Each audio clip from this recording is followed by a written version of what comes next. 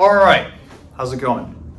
Welcome back to another video here in the series on differential equations. We are still on this section here on second order differential equations, and we might be wondering, well, what are we actually going to be covering still in this section? Because it seems like we've done a lot so far now with second order differential equations.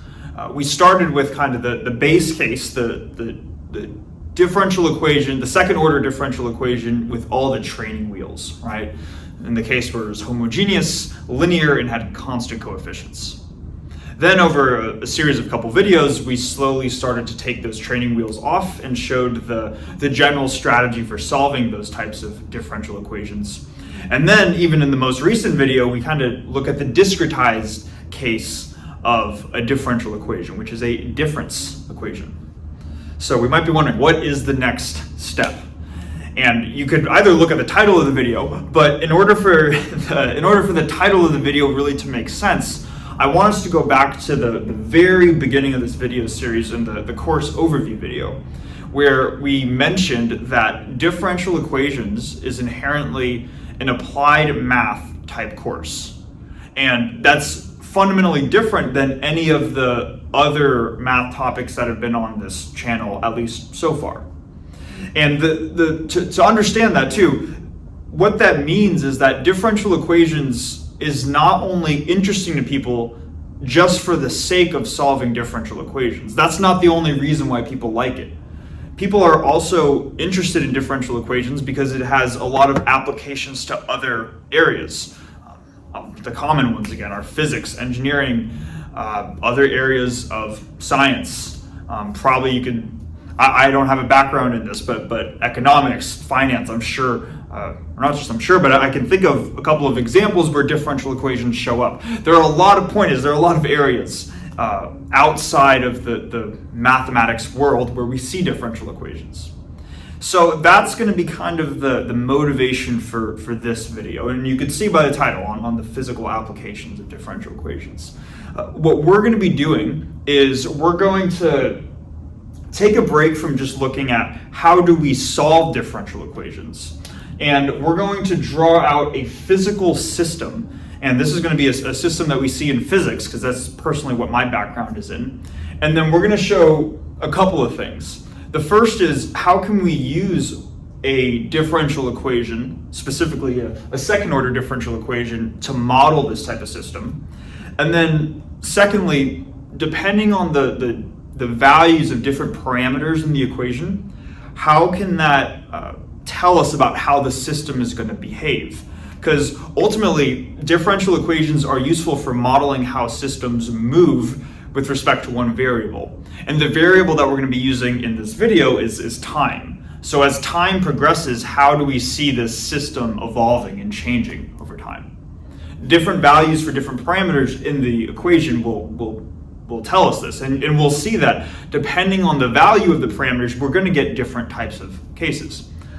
So this is stuff that this is right up my alley. I really enjoy doing this type of stuff. The intersection between math and physics is probably my favorite. If pure math, applied math, theoretical physics, experimental physics, if all of those are different types of candies in a candy store, I'd say the intersection where the lines get blurred between mathematics and physics is really my favorite personally. I try to be unbiased because it's like, you like all the types of things. You can appreciate every type of math and physics for what it is, but that has has a soft spot in my heart. So I'm very excited to be getting into this video. Okay. So I want to stop talking and let's actually start doing something, right? I'm going to draw out the physical system right here, and then we're going to unpack kind of the video together.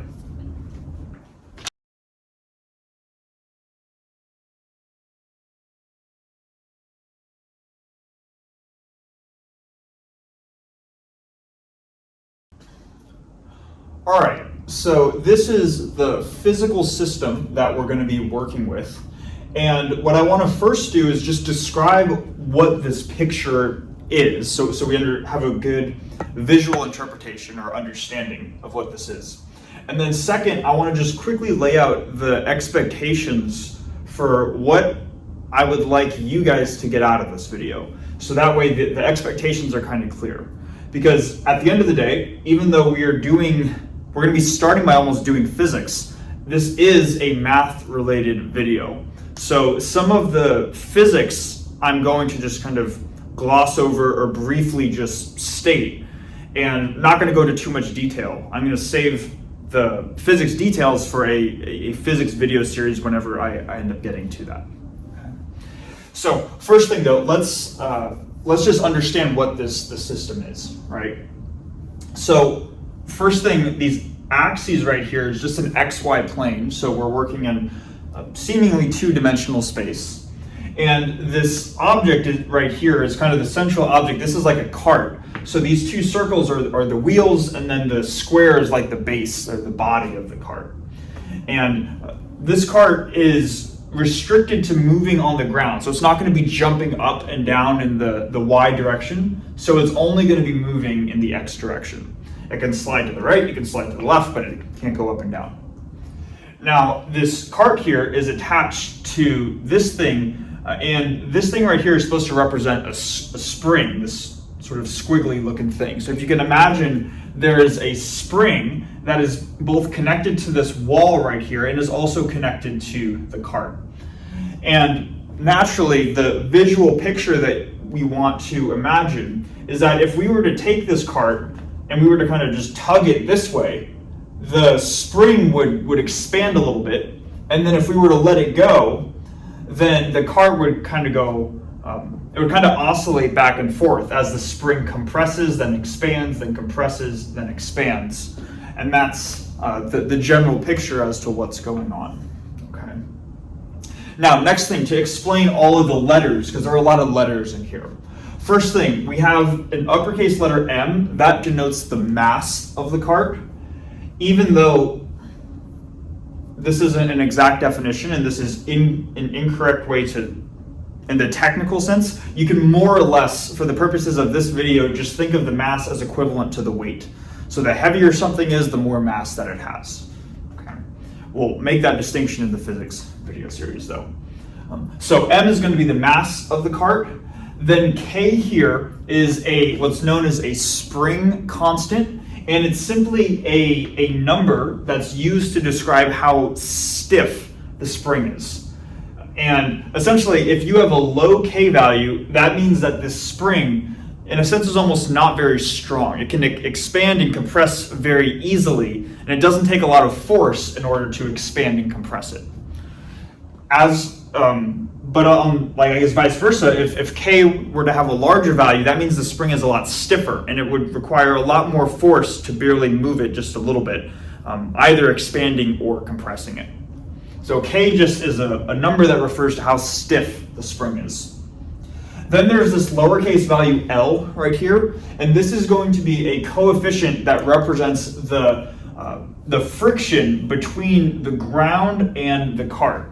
So as the cart, if this fist right here is the cart, as it moves across the ground, it's sliding against the ground, or its wheels are sliding against the ground, and that causes some sort of rubbing between the wheels and the ground, and there's going to be some sort of friction in between the two.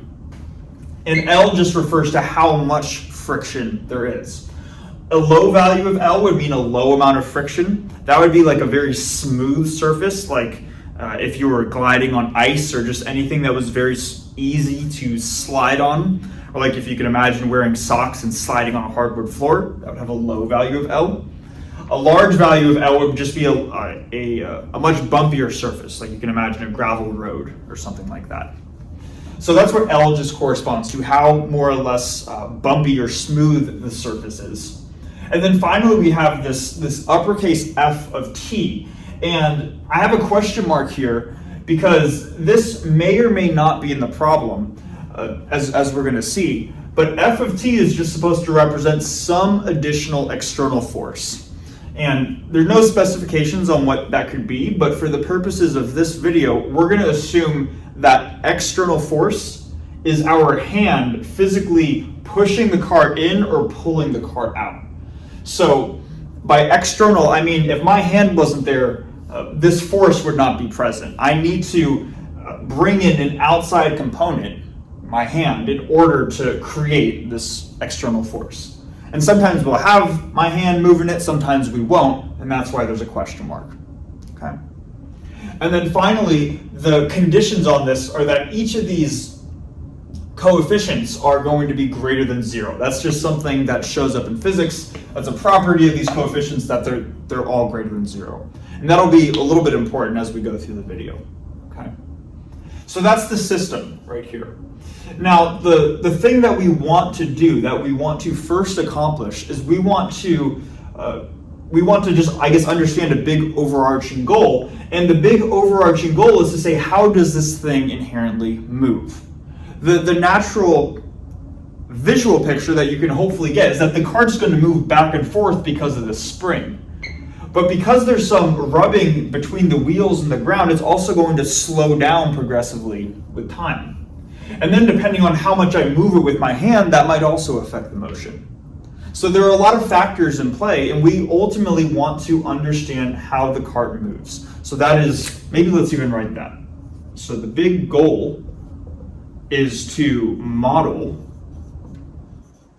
how the cart moves in time. Okay. Now I added this part in time at the end because that will be important for understanding how to set up the differential equation. Okay. So because this cart can only move in the x direction, the only thing that's going to be changing about this cart's position is its x position. The y position is just going to be constant, so there's no real need to model that. It's just going to be the same throughout time. The thing that's going to be changing is the position. So I'm going to denote the letter x for the x position. And because its position is going to change with time, x is going to be a function of time.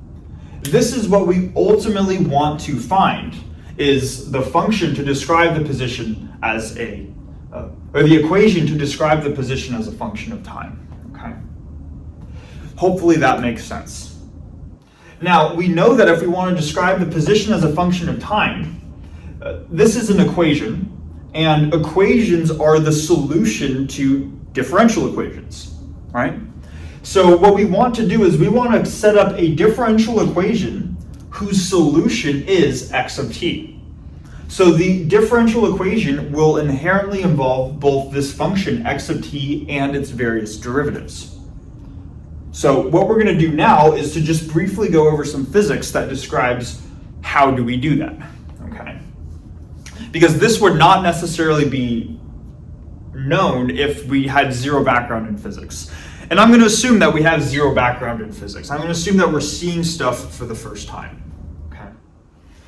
So eventually when I make a video series on introductory mechanics, I'm going to go over this, but just as a fun fact, you can almost summarize introductory mechanics into 6 main principles. And introductory mechanics is really just learning what those 6 fundamental principles are and then applying those 6 fundamental principles. That's like all of what introductory mechanics is, or introductory physics, your first course in physics.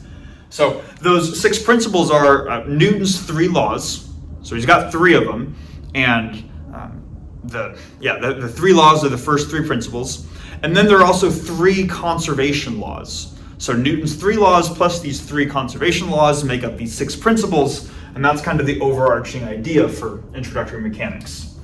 We're going to be referring to one of those 6 fundamental principles, and that's going to be Newton's second law. So maybe let's write this. Newton's second law. And hopefully, I don't want to say hopefully, but this might sound familiar. This is one of the most famous equations in physics outside of E equals mc squared. It's the equation F equals ma, which essentially says that the force of an object, in this case the cart, is going to be equal to the mass of the cart times how much that cart accelerates. Okay, so force equals mass times acceleration. That is the simple version of Newton's second law. But you can there are many ways to generalize it, but one slight generalization that we're going to make here is that this law assumes that you only have one force acting on the cart. But in this picture, there's kind of a lot of stuff going on. And at least in the horizontal direction, there are a couple different forces acting on the cart. You have the spring that's kind of making the cart oscillate. You have the force with the ground that's producing some sort of friction. And then we have potentially a force with my hand. So really, a way that we can generalize this so it doesn't just account for one force is this right here. We could say that the sum of the forces, so I'm going to write a summation over I, if we sum up all of the forces acting on this cart, in this case in the x direction, that should equal the mass of the cart, which now I'm going to denote with an uppercase M, because that's what we have right here, times the acceleration of the cart. Okay. So the sum of the forces altogether will produce some net effect, and that overall net effect is going to equal the mass times the acceleration. Okay. That's essentially all the physics, or not all, but a lot of the physics that we need to know.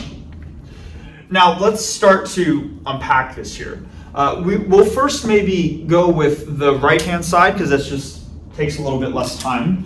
I want to rewrite this so it's written in terms of either x of t or its various derivatives. Because after all, I'm trying to set up a differential equation for x of t. And on this right-hand side, I have m times a, where a is the acceleration. And we're not going to go through this, but it's just a thing in physics that acceleration is the second derivative of position with respect to time. So, fun fact, that's just a thing. If you know it, great. If not, just take my word for it. I can promise you that's true. So what I'm going to do is I'm going to rewrite ma as m times the second derivative of x with respect to time, like this. So we're already starting to write this equation in terms of x and its various derivatives. Now for the left-hand side, let's take a look at the various forces that are acting on this system here. We first have, there are three of them, and we're going to have the spring, the friction, and then this mystery hand force right here. Maybe I'll start with the mystery hand force. There's not any specifics to really describe that, but that's just one of the forces present. So that would show up as one of the terms in this summation. So I'll just write f of t right here. That's the first of the three forces that are present. The second force that we'll look at, it doesn't matter what order we write it in, is the force that the spring produces that causes the cart to oscillate. And I'm going to just describe something and hopefully, I'm going to kind of speed through this, but hopefully it makes sense still. The idea is just to get a basic understanding, not go super in depth into the physics. Just imagine for a second that I'm not pushing or pulling the cart, and right now my hands are off the cart and it's just laying at rest. So it's just standing there still. The spring's still attached to it, but it's not causing it to oscillate at all. We can almost assume that when the entire system is at rest, that this spring right here has kind of like a rest length associated with it, okay? And that's gonna be like our baseline. Then all of a sudden, if I were to move the cart to the right, in other words, I'm gonna move it towards a positive x, you could ask yourself, what does the spring want the cart to do? Well, if I let go, it's going to want to go back, right? Because I cause the spring to expand, it's going to want to start to compress again. It's going to eventually make the oscillatory motion, but in the beginning, if I cause it to expand, the natural motion is to compress. The general picture here is that if I move the cart to a positive x position, the force goes in the negative x direction, okay? So the opposite of the direction that I moved it to. Let's take the other case. Now let's suppose that I take my cart, it's all of a sudden at rest. I push it in so the spring gets compressed. I've now moved the cart to a negative position. If I were to let go, if I were to move my hand, we could ask ourselves, what does the cart naturally want to do? And the cart naturally wants to move back in this direction, wants to re-expand, right? The spring is compressed and it wants to push it outwards. So if I move the cart to a negative position, the spring wants to move it in the positive x direction. So hopefully you see that in both cases, regardless of which way I initially move it, the force on the spring is always opposing where that initial displacement was. So here's what I'm going to say. I'm going to say that the force on the spring, it depends on how stiff the spring is. So I'm going to have a factor of K. Let me say one more thing. It also is going to depend on how much I displace it. So it's going to depend on x, the position. Here's what I mean by that. If I tug it out a little bit, it's going to want to go back just a little bit. If I tug it out a lot, so it has a bigger change in x, the force is going to want to be bigger in the opposite direction, right? Like if I barely move it, it's going to have a small tug back. If I extend it all the way out here, the spring is going to want to just fling it in this direction right here, right? So it also depends on how much I displace or how much the x position of the cart changes, okay? So it depends on these two factors right here, k and x. And now the final thing, which is what I was originally talking about, it's always going to be in the opposite direction of where I displace it. If I displace it to the right, it wants to go to the left. If I displace to the left, it wants to go to the right. So because the force is acting in the opposite direction of where I push or pull the cart, there's going to be a minus sign present. Okay. If that doesn't make sense, don't worry. The details, I guess, will more or less be saved for the physics video series, but hopefully we can at least somewhat get a conceptual understanding for why there's a minus sign right here. Okay. So anyways, that takes care of this force right here. And now finally, we're going to move on to this friction force. And this friction force, friction in general is an interesting concept that gets talked about quite a bit in physics. And friction force is inherently a little bit different than a spring force. Notice with the spring force, it depended on how far we moved the cart in one direction or another. But friction inherently doesn't depend on your position, but it actually depends on your speed or your velocity, I guess, to be more explicit. And to understand that, I want you to imagine, let's say that this surface, my hand right here, is a rug, and then this is just your hand kind of gliding across a rug. You can imagine that if you were to glide your hand across a rug, and you do it kind of slowly, the rug might feel maybe slightly bumpy, slightly smooth, but it feels soft usually. It's not going to hurt too much if you do it just nice, slowly and smoothly, right? In other words, if the speed of my hand is small, it almost feels good to rub your hand against a soft carpet. On the other hand, though, if you were to just I guess, I don't know what this motion is, but if you were to really rub your hand against a carpet in a very quick motion, you could potentially get a rug burn. And rug burns hurt, right? And all of a sudden, just feeling your hand across a carpet doesn't feel so good anymore. The reason for that is because there's more friction when your hand moves quickly or at a higher speed or velocity compared to there's less friction if your hand moves slowly. Friction inherently depends on how fast these two objects are moving with respect to each other. So we want this force to account for that, okay? Now, there is something that is a property of physics that I'm going to try to explain quickly, which is that friction, it's a force that slows things down. Friction never speeds things up, right? You can imagine if you were to roll a ball across a carpet, right? There's friction between the ball and the carpet, and if you roll a ball across the carpet, it's not going to speed up. It's eventually going to slow down and stop because there's friction between the ball and the carpet. So it's inherently friction is trying to keep things still, or another way of describing it is that friction is trying to oppose whatever change in motion that we see. If the ball moves this way, it wants to slow it down. If the ball moves this way, it wants to slow it down. No matter where the ball moves, it's trying to slow it down, or in other words, provide a force in the opposite direction. So we see this opposite direction showing up with the friction force as well. And because of that, that's why there's also a minus sign associated with the friction force. Now let's just put the pieces together. The friction force will depend on this coefficient L. And then it's also going to depend on how fast the wheels are moving on the cart. Now, the way that in physics, the way that we describe how fast something is moving is with its velocity. And this is just another fact that the velocity is simply the first time derivative of the position right here.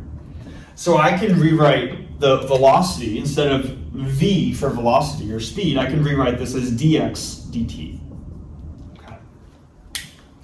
So now we've accounted for all the possible forces acting on the system right here.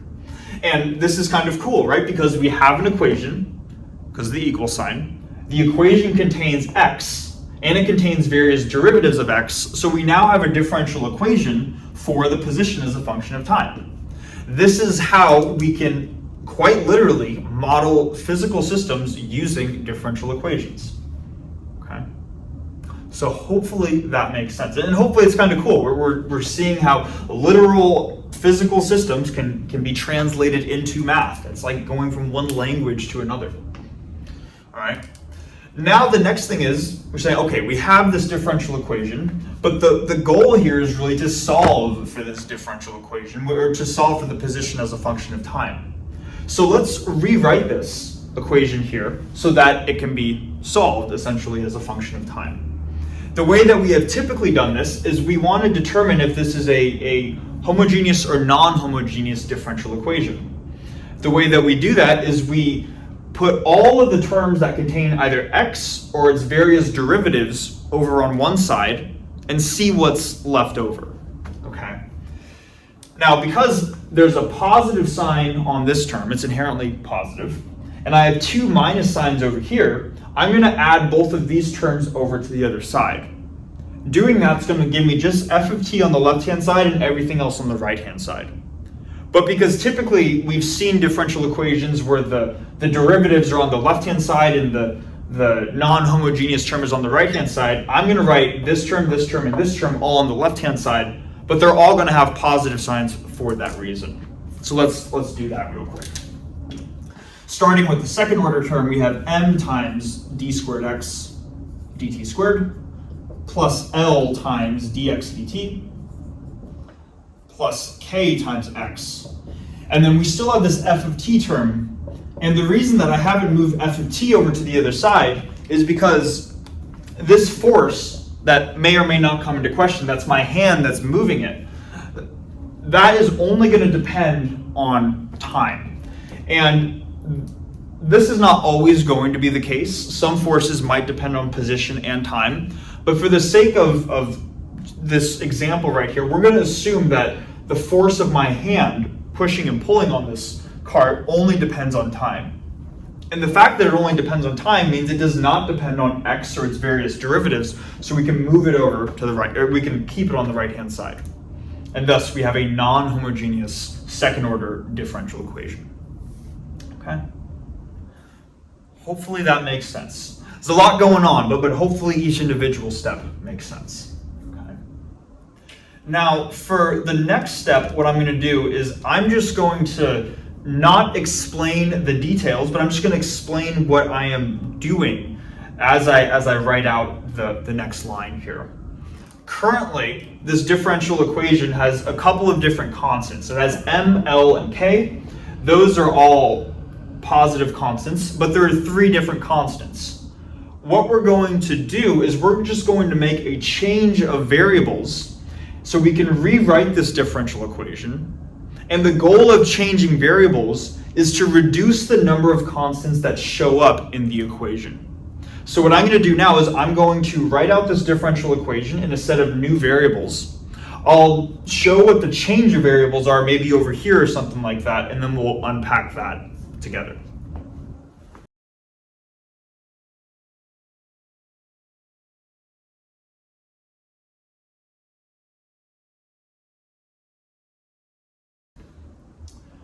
All right, now going from this line to this line down here, we have made a change of variables. and the change of variables are specified right here. So just going to describe them to make sure we're not missing anything. The first thing is that we've actually changed the independent variable t, and we've replaced it with the Greek letter tau. And it's just a different variable that allows for us to reduce the number of coefficients that are showing up in the equation. So why it's this convenient choice, that's kind of the reason. There are some other ways of thinking about this as well, but we're gonna save those for a physics video series. Point is that we can effectively think of tau, it's proportional to t, so we can think of tau as our new independent variable, and it's some variable that represents the flow of time. The flow of tau is going to be different to the flow of t. But it's going to be proportional to it. How is it going to be proportional to it? By this factor of square root of k divided by m. Okay, but we can effectively think of it as some variable that represents the flow of time. Okay. Next, we have this variable which is the Greek letter kappa. So not k. But the Greek letter kappa. So I've tried to do my best to draw it a little bit different, where this is what my k's look like and this is what my kappas look like, where they're a little bit more curved at the edge, at this part of it. And kappa is this convenient choice of variables, 1 over 2 times the square root of k times m. Again, the reason for this very specific coordinate or variable change is so the number of variables in the system reduce. And then finally, we've changed our right-hand side force. So it's no longer uppercase F, which is my hand that was moving it, but it's some lowercase quantity, little f. The actual force in the original problem, big F, it's proportional to little f by this factor 1 over k. So even though little f is a different variable in the literal sense from big F, we can still conceptually think of this little f as the force produced by my hand either pushing and pulling on the cart. All right. So that's what has gone from here to here. And the basic idea is that if you were to make these coordinate transformations, apply it to this equation, this is what you would get. And here's kind of the convenience of it, right? Previously, we had m, l, and k, 3 different coefficients in this equation, and now there's no coefficient in front of the second derivative. There's a coefficient 2 kappa in front of the first derivative, but there's no coefficient in front of the function itself. So we've gone from 3 coefficients down to 1, hence the variable change. Now, one final thing that I want to describe here is just, and this will be important, is that there's a slight constraint on this coefficient kappa. We've already described that t is more or less the flow of time, f is more or less little f I should say, is more or less the force produced from my hand. But for kappa here, there's something else that we can say about it. And just by looking at this, we have 1 divided by 2 and then the square root of k times m. But m is the mass of this object, and the mass can never be negative. And then k is the spring coefficient, and we've specified in here that k also needs to be positive. So we have a positive number times a positive number. That gives us another positive number. If we took the square root of that, we would still get a positive number. And then we have 1 divided by 2 times a positive number. We're going to get an overall positive number for kappa. So even though we don't know what k and m are specifically, because of these constraints right here, we can therefore get the condition that kappa, this single coefficient, now also needs to be greater than 0. It's some positive number. And that's all we should think of it as, honestly. It's some positive number. Okay. Now, what's the next step here, right? Because we have this expression. And what I'm going to do here is I'm just going to rewrite this a little bit more. Rather than write out these full derivatives with the d in the numerator and the denominator, I'm just going to represent them with dots. So I'm going to rewrite this first expression as x double dot plus 2 kappa x dot plus x equals f of tau. where the dot is now going to represent the derivative with respect to the tau coordinate. It will not represent the derivative with respect to the t coordinate. A t derivative and a tau derivative are inherently different. So the dot here is going to represent a tau derivative, or derivative with respect to tau. Okay.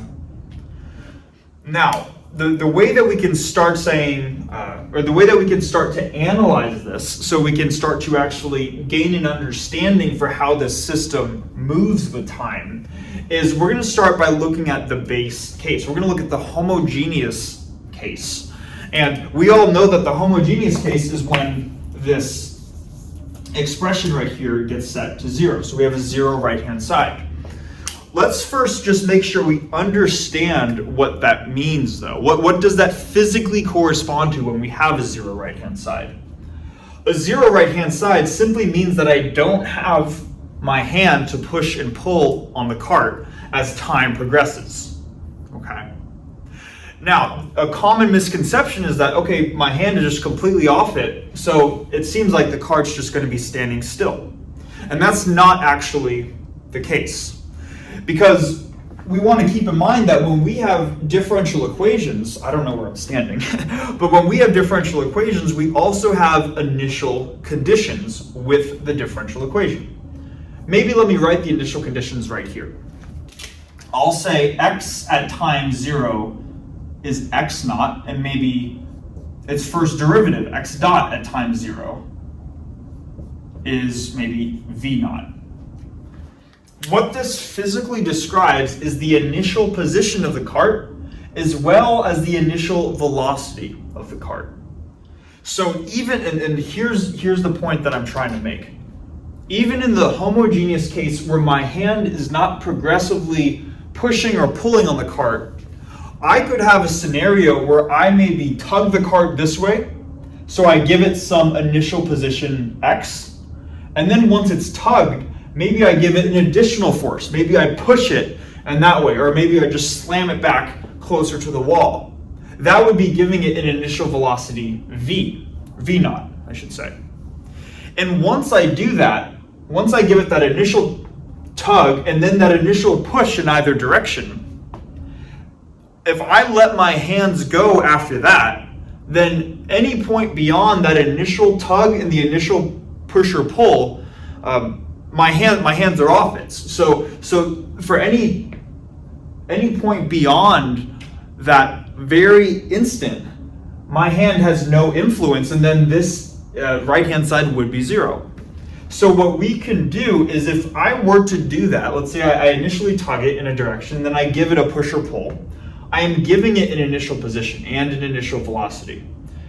As soon as my hand lets go, we'll say that is kind of when the timer starts. So then for any time beyond that, my hand's off it, and this equation right here, where my hand is not touching it, this is the equation that describes how the cart moves, okay? So that is the case, the physical case that we're going to be looking at. And hopefully we can see that even in this case right here, we can still have the cart the cart can still have a lot of motion, even though my hand's not touching it, because I was allowed to give it that initial tug or that initial push or pull. Okay. So what I'm going to do next is I'm going to erase a lot of the stuff here on the board, and I'm probably just going to keep this equation up here, and then we're going to start to look at different scenarios for different types of motion depending on this value of kappa. There's not a whole lot that we can alter within this equation, because we only have one parameter, but we're going to see that with this one parameter, that's going to produce different types of motion. So I'm going to do that next.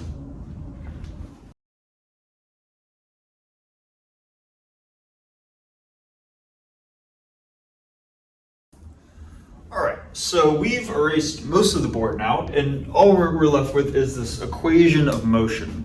And that's a common phrase in physics that gets used to describe, well, quite literally, the equation that describes the motion of whatever we're looking at. So the equation of motion, in this case, is this second order differential equation.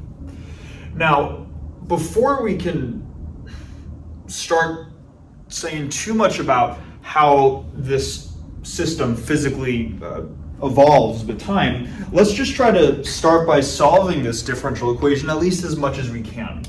Because after all, it's a second order differential equation. It's linear in x and its various derivatives.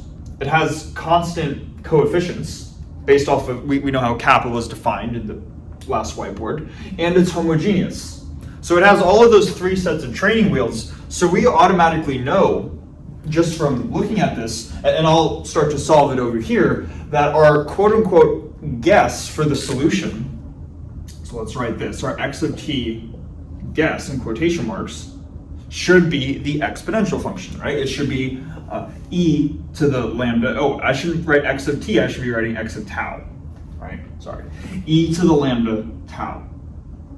I'm gonna try to not make that mistake, but sometimes I'll just forget, right? Because even though the original problem was a function of time, when we change the coordinates, when we solve for this, because this equation is written in terms of x and its tau derivatives, then the solution to that equation will be x as a function of tau instead of t. You can always, of course, once you find x of tau, you can just perform the coordinate change to go back to x of t, and that would get you what your x of t, but oftentimes finding x of tau is good enough. Okay. So we want to guess e to the lambda t, so let's plug our guess into the equation of motion and see what we get. I first have x double dot, so that's 2 tau derivatives. So from chain rule, I'm going to get a factor of lambda squared out front. Lambda squared e to the lambda tau. Then I have plus 2 kappa x dot. So this is plus 2 kappa. And then a single derivative will bring down a single factor of lambda times e to the lambda tau. Plus x, which is just e to the lambda tau by itself. Tau by itself, and because we have 0 on the right hand side, that remains there. Hopefully we've seen the process where we know why we can cancel the exponential function. That leaves us with the characteristic equation, which is quadratic in terms of the lambda variable. So we're going to get lambda squared plus 2 kappa lambda plus 1 equals 0. And this isn't immediately factorable primarily because we don't know the value of kappa yet, right? All we know is that it's some positive number, but we haven't done anything beyond that. So we're going to have to go to the quadratic formula to find the roots of this equation. We're going to get that lambda 1 and lambda 2 is going to be equal to, now let's plug this in, right? Negative b is minus 2 kappa plus minus square root. B squared is going to be the quantity 2 kappa quantity squared, or 4 kappa squared, minus 4 times 1 times 1, or just minus 4, like this. And then all over 2a, or 2 times 1, which is 2. We can simplify this a little bit. There's a factor of 4 here, a factor of 4 here. Those can get brought out to the front of the square root. And when it gets brought out to the front of the square root, that's the 4 is turned into 2, right? Because we could also say 2 squared is here, 2 squared is here. When you bring that out, 2 squared square rooted gives you 2. So let's, just to be absolutely thorough, we're going to have minus 2 kappa plus minus 2 times the square root of kappa squared minus 1 all over 2. Then the 2's of course cancel because there's a 2 in every term, like that. And what we're left over with is that lambda 1 and 2, lambda 1 and lambda 2, the 2 roots to this quadratic equation right here, is going to be negative kappa plus minus square root of kappa squared minus 1. And at this point, we can say, okay, cool. We have our 2 roots, and now it's just a matter of plugging it in as a linear combination. Or we plug these values of lambda into our original guess, and then write out the solution as a linear combination. So let's do that. Down here, we would say that x of tau is going to be some constant c1 times e to the lambda 1 tau, and we'll say that lambda 1 is going to be maybe the plus case in the plus or minus symbol. So we're going to have minus kappa plus square root of kappa squared minus 1. I know this is really small. Hopefully we can still see that. Tau plus C2 e to the other value of lambda. So when this plus or minus is a minus sign, e to the minus, e to the minus kappa minus square root of kappa squared minus 1 parentheses. You can say, okay, cool, right? Cool. But what does this really tell us, right? I mean, what does this tell us about the motion of the system? And a lot of it, as you can imagine, is going to depend on the value of kappa, right? All we know is that it's greater than 0, but how much greater than 0 is it greater than, right? And it turns out that depending on the value of kappa, that's going to provide different types of motion for the system that we have right here. So for pretty much the remainder of the video, that's what we're going to go over. We're going to split this into 3 cases. One where kappa is in between 0 and 1, or I guess one where kappa is less than 1, one where kappa equals 1, and then finally one where kappa is greater than 1, and just to see what the overall motion of the system looks like. So I think what I want to do, honestly, is I could write this out, and I'll do it again at the end, but I'd rather just erase this, write out our first case, and then talk about that case going forwards.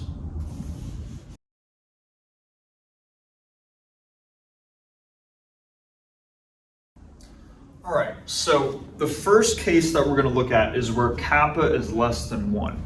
And then again, inherently remember that kappa is always a positive number, so this really is restricting kappa to be some decimal in between 0 and 1. Physically, this is sometimes called the underdamped case. And we can kind of describe that a little bit once we start to really see the motion of this cart. So whenever we're specifying a specific range for kappa, the first place that we want to look are the roots to this quadratic equation right here. And just say, what happens to these roots when kappa is in between 0 and 1. So that's what we're going to do first. When kappa is in between 0 and 1, we're going to have, starting right here, some decimal. If you need like a specific number, just say 0.5 in your head. So you have some decimal, plus or minus this quantity right here. Now, if we have a number that's in between 0 and 1, when we square that number, it's just going to get smaller. So kappa squared will also be, it'll be positive, but it will still be in between 0 and 1. So if we take a number less than 1, subtract it from the number 1, that is going to give us a negative number, and then when we square root that number, we're going to get a corresponding imaginary number. So what I'm going to do is I'm going to write out lambda 1 and lambda 2 right here. But I'm just going to simplify it a little bit. So I'm going to say lambda 1 and lambda 2. We still have this minus kappa in the front. And we still have this plus or minus sign. But I know this is going to be an imaginary number. So I'm just going to call it alpha times I to be concise, where this is an imaginary number and alpha represents the real part of the imaginary number. It's the magnitude of you could think of it as the magnitude of the imaginary number. So we could specify what this is too. You can say, what is the real magnitude? And we could say that alpha needs to be the square root of 1 minus kappa squared. Because after all, if kappa is less than 1, this quantity right here will inherently be positive, 1 minus kappa squared, and when you square root that, you're going to get a positive real number. But then there's that factor of I in there as well, right? You can imagine that if you were to bring I inside of alpha, so if you were to bring I inside of here, that would all of a sudden become I squared, right? When you bring it inside of the square root. I squared, of course, is just -1, and that reverses the sign on both of those to give you kappa squared minus 1. So that's where that's coming from, right here, okay? But for now, we'll just say that the two roots to the quadratic equation are negative kappa and then plus minus this magnitude alpha times I. And now let's just plug it into our original guess and see what we get for the differential equation solution. So we're going to have x of tau equals some constant c1 times e to the lambda 1 tau, or that's going to be negative kappa plus alpha I tau, plus another constant c2 times e to the lambda 2 tau, which is going to be negative kappa minus alpha I tau, like this. All right. So just plugging in the specific lambda values into our overall solution right here. This is the same thing that we wrote down here. Now, if we were to look at this, notice that both terms can be rewritten as a product of exponential functions. This first exponential function can be written as e to the minus kappa tau times e to the alpha I tau. The same thing with the second one. We're going to have e to the minus kappa tau times e to the minus alpha I tau. So both terms inherently contain this first exponential, this e to the minus kappa tau. So what we can do is, even though they have different constants in the front, we can pull that out of this expression right here, and there's a good reason for wanting to do that. So let's go ahead and do that. Both terms contain a factor of e to the minus kappa tau, and then what we're left with is c1 and then just the remaining part. So we're going to have e to the alpha I tau plus c2 e to the minus alpha I tau, like this. Okay. So what we see is that kappa and tau are both real constants, so they're both going to be positive. So what we have here is the decaying exponential function, and then it's multiplying this thing in brackets. And this thing in brackets is just a linear combination of complex exponentials. We notice that both exponentials only have an imaginary part. Now what we're going to do next, and I'm not going to go into this in too much detail, because hopefully we've seen this before in calculus classes, but complex exponentials through Euler's identity, and maybe let's just write this up just to be complete. Euler's identity says that if we have a complex exponential function, e to the I whatever, e to the I theta, that can be written as a sum of trig functions. So cosine theta plus I sine theta, like this. And the basic idea is that there is a connection inherently between complex exponential functions and trig functions. So the connection that I'm going to make then is that this linear combination of complex exponential functions written in brackets can be re-expressed as a linear combination of trig functions. In order to do that, there's some algebra that you go through, but I hope we've seen that algebra before, because I don't want to spend the time to do that algebra. I want to go on to other things. So because of Euler's identity is what we're going to say, I can rewrite x of tau. I'm kind of running out of room. Let me erase Euler's identity real quick. I want to save some room for one more thing here before we move on. Because of this, I can rewrite x of tau as the same decaying exponential out front, e to the minus kappa tau. And now, instead of this linear combination of complex exponentials, I can write it as a different linear combination of trig functions. Because the linear combination is different, I'm not going to use coefficients c1 and c2. The constants are inherently going to be different, but it's still some linear combination.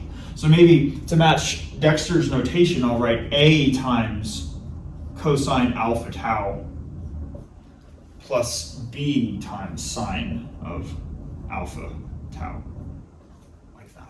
Okay.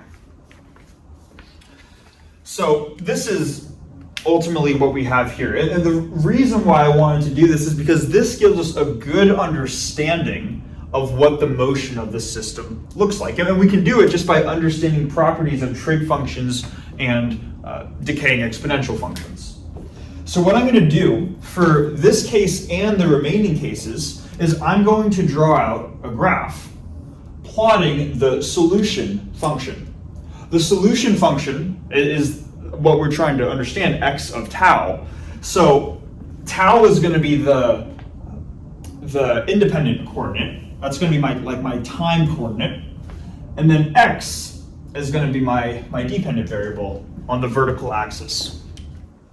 Okay. And the basic idea is you can imagine that if the system were standing still, I'm not touching it, I haven't pushed it, or I haven't adjusted the cart in any way, shape, or form. The whole thing is just standing still. That will be our x equals 0, kind of like our origin point right here, x equals 0. Then if the cart moves, if I either tug it or whatever, if the cart moves to the right of its resting point, that now goes to a more positive position, so that will be above this vertical line, above the origin. And then if it goes below, or if it moves to the left of its resting position, that will correspond, I should say, to going below the origin right here. So that's how we can read this graph of x versus t. That's what that physically corresponds to. All right. Now, just looking at this, we have a product of two things. And let's maybe first think about what would this, if we were to ignore the decaying exponential and we just had a linear combination of trig terms, right? What would that more or less look like? And we don't need to get into the super specifics, but just the rough shape of the curve. And we know that trig functions, both sine and cosine functions, are just going to oscillate. So if I don't have this decaying exponential function here, and I just have the term in brackets, my curve might look something like this that oscillates more or less forever. And the reason is because these sine and cosine functions oscillate forever. They're going to oscillate at this frequency alpha, but the oscillation will just continue forever. What that would physically correspond to is the cart just going back and forth more or less forever, and it would never stop. But you can imagine that's probably not what's happening, right? Especially if there's friction, there's something slowing down, some force slowing the cart down as time progresses between the wheels and the ground. And that's where this decaying exponential function comes in. Because you can imagine as time progresses, tau is getting larger. So if tau is getting larger, this exponent right here is getting increasingly larger. So we have e to a negative increasingly large number, and e to a negative large number is very small. So even if this term in brackets doesn't change ever, even though we always have this oscillation that will occur forever, this decaying exponential acts as a suppression, and it makes this quantity smaller and smaller and smaller. If this is a positive number and we're above the origin, it'll make that smaller. If this is a negative number and we happen to be below the origin, it will also make that smaller. So what we're going to do is we're going to plot out the combined effect of both the trig functions and the decaying exponential, and this is what it's going to look like. When the decaying exponential hasn't really kicked in, it's going to look pretty, the amplitude is going to be pretty large, but then as time progresses, the amplitude, and this isn't an exact drawing, right, but hopefully you get the idea, the amplitude progressively decreases, and let me even just extend this line so we can get the full picture.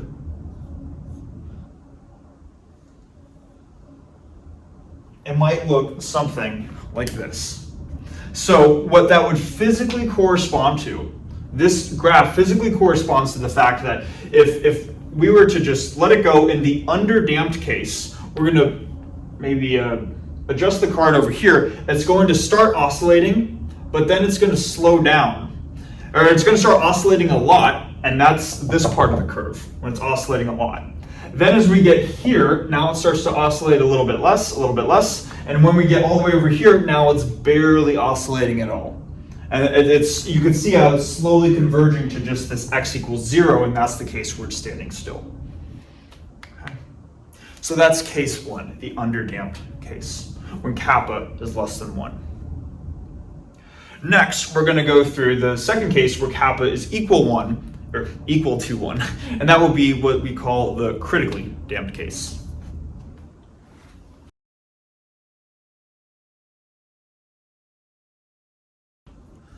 All right, now we're going to move on to the second case, the critically damped case.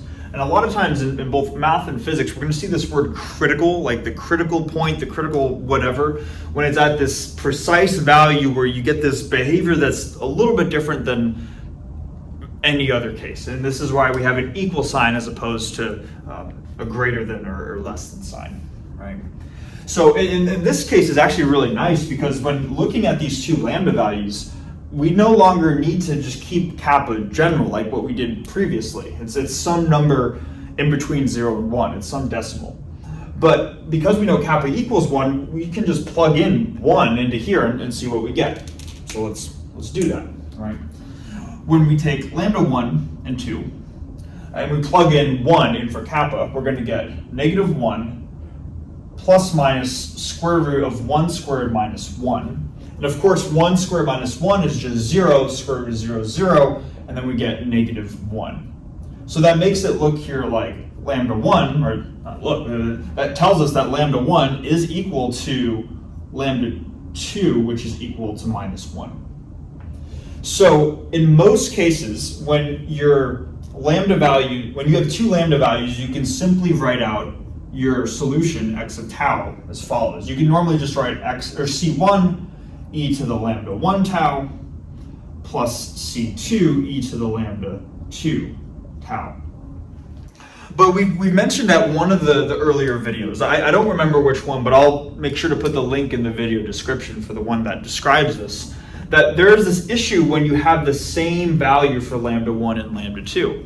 And the issue is that, let's even just plug this in, right? Let's replace lambda 1 and lambda 2 with -1. So we get C1 e to the negative tau plus C2 e to the negative tau. This is a constant times e to the negative tau plus some additional constant times e to the minus tau. So it could be combined as C1 plus C2 e to the negative tau. And you run into this issue of not having two independent solutions. Again, I'll link the video where we talk about this in more detail. So what we've described is that in the case where the two lambda values happen to be equal, what you do is you tack on an extra factor of your independent variable into one of these expressions. So you keep the exponents the same, you keep them at -1, but you have C1 e to the negative tau, and then you have C2, plus C2 times an extra factor of tau in the base. So C2 times tau times e to the minus tau, like this. And then what you can do, of course, both of these contain a factor of e to the minus tau, a decaying exponential. So kind of like what we did with the last case, we can distribute that out. And that's going to give us C1 plus C2 tau times e to the minus tau, like this.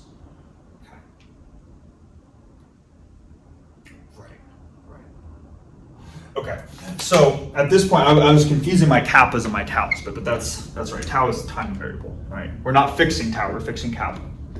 So we say, okay, this is our expression for x of tau. So now let's just, like the last case, let's plot it and see what we end up getting. So same idea, right? I'm gonna take this. This is x of tau on the vertical axis. Same idea, origin's right here, and we have tau on the horizontal axis. So we can ask ourselves, what happens in this critically damped case? And like before, we have a product of two things. This is our decaying exponential and this term in parentheses for x of tau.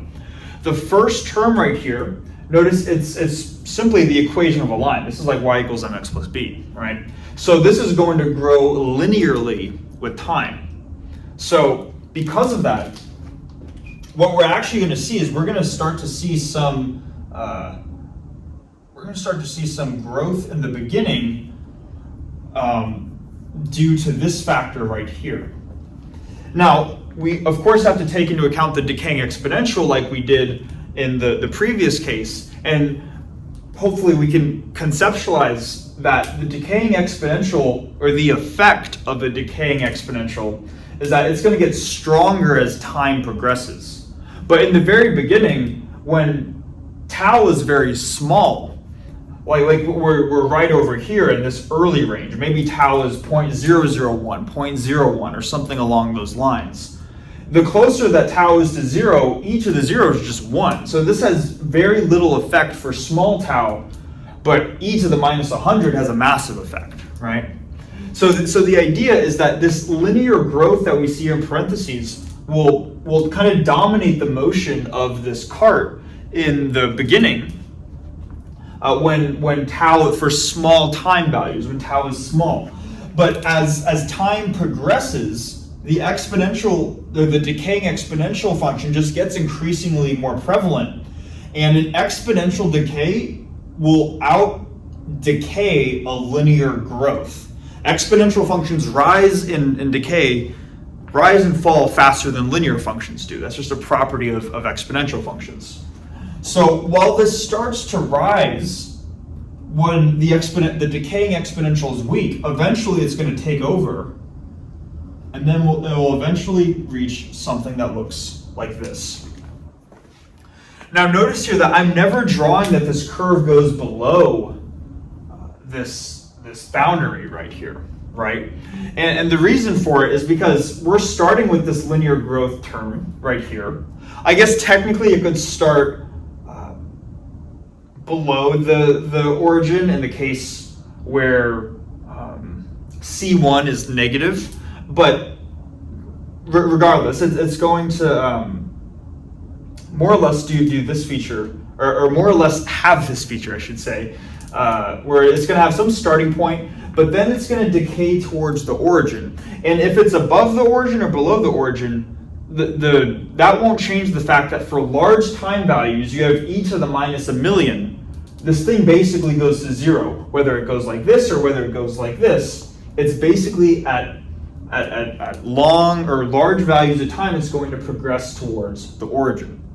And it's kind of an interesting case, because what that tells us is that even though there's this spring here in the system, the spring hasn't changed. Even though the spring kind of wants to oscillate things, at this critically damped value that we have right here, essentially it seems like the cart's going to go up, and then it's going to slowly start to go back, and eventually it's going to reach the origin, but it's never going to go back to the other side. And same thing if it were to be below the origin, right? In the critically damped case, when kappa is exactly 1, you could push the cart here, and then it's, or I should say the cart would start here, would start more compressed, and then it would slowly go back towards the origin, but it would never pass that origin point. So kind of an interesting behavior that we see in this critically damped case when kappa is equal to 1. All right. Now let's just go on to the final case where kappa is greater than 1, and we'll see what that behavior looks like.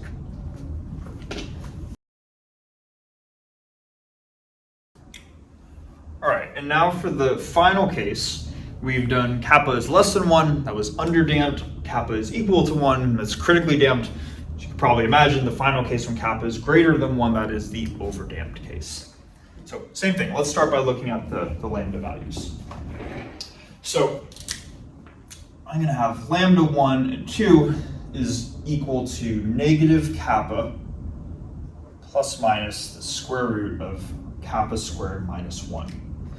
Now, big difference from our first case, right, is that when kappa is greater than 1, kappa squared will also be greater than 1. So this quantity fundamentally is greater than, kappa squared minus 1 is a positive quantity.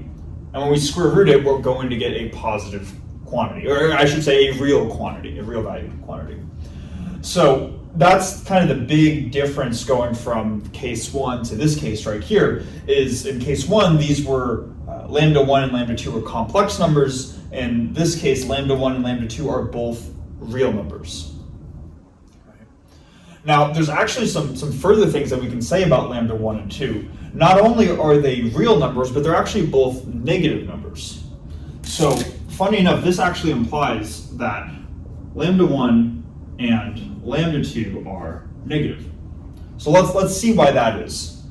I think it's easy to see in the case where this plus minus sign is a negative, right? So that's maybe lambda 2. So we have lambda 2 is negative kappa minus square root of kappa squared minus 1, right? So negative kappa is inherently a negative number, right? Because kappa is 0, is greater than, it's greater than 1. So minus a positive number is negative, minus some other number. This is going to be minus another positive number. So you're subtracting two positive numbers from each other. So therefore, lambda 2 has to be negative, right? But what about lambda 1, where now this plus minus sign becomes a positive? That's going to be the case of negative kappa plus square root of kappa squared plus 1. I'm claiming that lambda 1 is also less than 0. So to see why this has to be true, what I'm going to do is kind of just manipulate this inequality a little bit. I'll start by, if this is in fact true, I should be able to manipulate this, and at the end of the manipulations get a statement that is true, right? So that's what I'm going to do. I'm going to start by adding kappa, this negative kappa, over to the other side, so I get that kappa squared, this should be kappa squared minus 1, right? Kappa squared minus 1 is less than kappa. And now this is just a matter of squaring both sides. And if I square both sides, I get rid of the square root on the left-hand side, so I get kappa squared minus 1. And on the right-hand side, I get kappa just squared. And it's always going to be true that kappa squared is going to be greater than 1 less than kappa squared, or kappa squared minus 1. Right? So because this statement's true, therefore my starting assumption is true that lambda 1 is negative, and hence both lambda values are negative. Okay. So that's the effect. We get that in the overdamped case, we get two real valued but negative valued lambda values. So then when we plug in these lambda values into our guess right here, this is what we're gonna get. We're gonna get x of tau equals some linear combination C1 of e to the, and this is what lambda 1 and lambda 2 are, so I'm just going to write e to the lambda 1 tau, where inherently we want to remember lambda 1's a negative number. So even though this might look like a positive exponential, it's inherently a decaying exponential function, plus C2 times e to the lambda 2 tau. Like that. So this is what the expression is going to look like. So then we can say, all right, what does the overall behavior look like for this the system then? So same idea, right? We could draw our x versus tau graph. So we have x of tau on the vertical axis, and we have tau on the horizontal axis. And what we're going to see is essentially decaying exponential functions, but there's going to be a slight period of growth depending on which of the lambda 1 versus lambda 2 values has a larger amplitude. These are going to be unique numbers. They're two negative numbers, but they're different negative numbers, meaning they're not the same. So if you take the magnitude of both of those numbers, one of them will have a larger amplitude, and that is inherently responsible for a slight growth in the beginning. The growth is fundamentally different than the critically damped growth, because with the critically damped growth, it was due to a fact that we had a factor of tau in one of these two terms. I think it was this term. Here it's due to there is a slight growth, but it's simply due to the fact that lambda 1 and lambda 2 are different values, and the larger amplitude value has a stronger effect. But it will still more or less look like this. At the end of the day, you're adding two decaying exponential functions. together. And for large values of t, these are both going to approach 0. So you're eventually going to get to the origin. So even in this overdamped case, if you were to push it this way, the cart will, might slowly, or I should say, depending on what your initial conditions are, the cart will like slowly get positive, so it will slowly move to the right, and then it will start to come back towards the origin, but it will never cross the origin. Okay. And then same thing if you were to push it in the other direction. Okay. So, or at least more or less that's the basic idea. So that takes care of the 3 cases, and hopefully we can see by just examining different values of coefficients that produces different solutions for our overall equation x of tau, and that allows us to easily kind of just plot it just by looking at what equation we have, just kind of by understanding basic properties of trig functions or exponential functions or whatever they may be. Now, to finish off the video, I want to just to kind of qualitatively talk about something that we've been ignoring up until this point. Remember, everything that we've done so far has been for the equation of motion with a 0 right-hand side. In other words, I could have given the cart an initial push, an initial, or like I could tug it in an initial direction, give it an initial push or pull, but as soon as I do that, then I let the cart go and I just let the system do whatever it does, right? That would be this case right here. But we should briefly talk about what happens if my hand is consistently pushing or pulling on the cart. How does that affect the equation of motion? So what I'm going to do to qualitatively describe that is I'm actually going to erase pretty much everything that we have on the board besides the diagram, but what I'm going to redraw are the 3 rough sketches for the equation, or like these visual sketches that I've been drawing at the end of the 3 cases to point out this property that will be useful when understanding what happens when we add an f of t term in right here.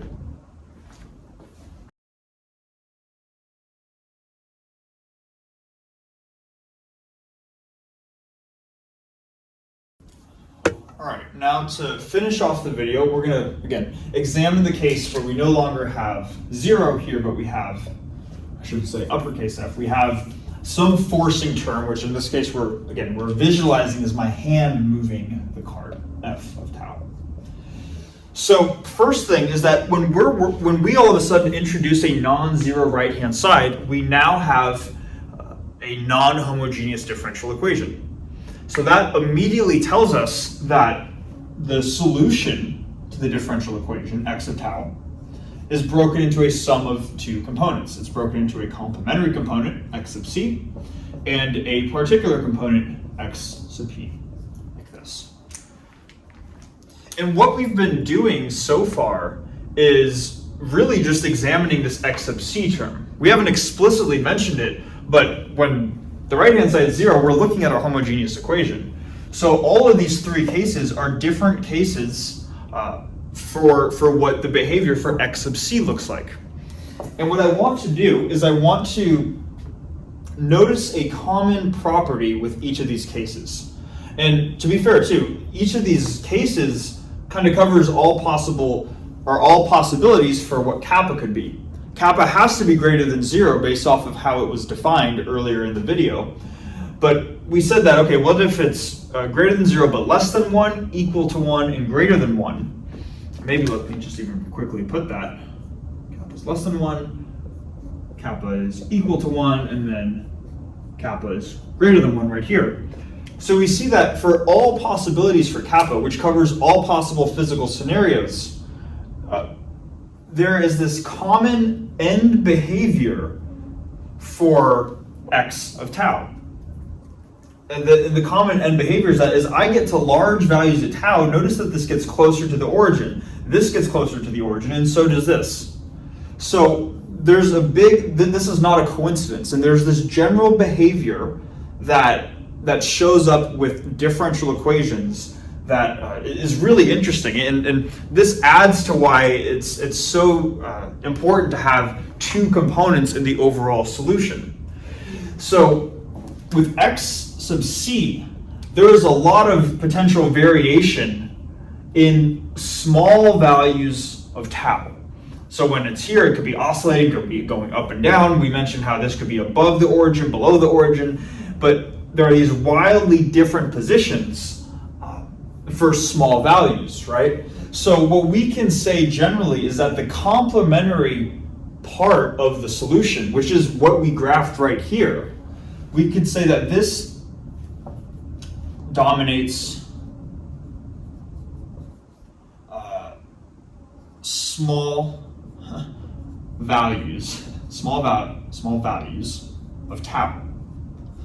So there are two components to the solution. There's this component and this component, but not all components are necessarily going to be, even though they're evaluated at the same values of tau. When this is evaluated at small tau, this is evaluated at small tau. And when this is evaluated at large tau, this is evaluated at large tau.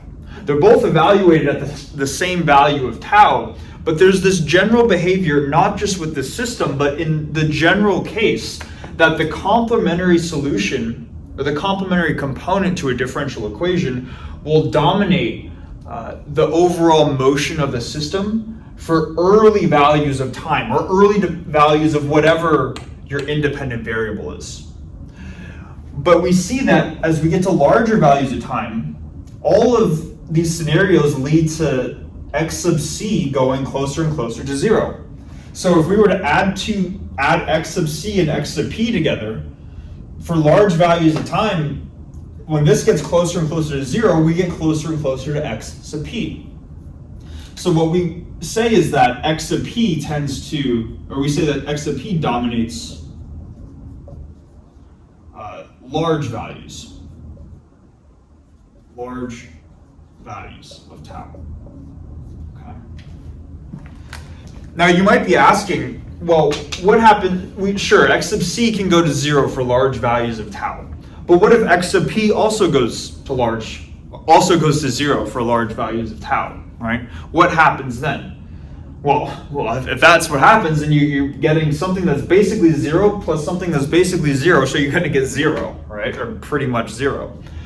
But that still doesn't disregard the fact that this would be true. Because if this approaches 0 for large values of tau, that's what was going to happen anyways, okay?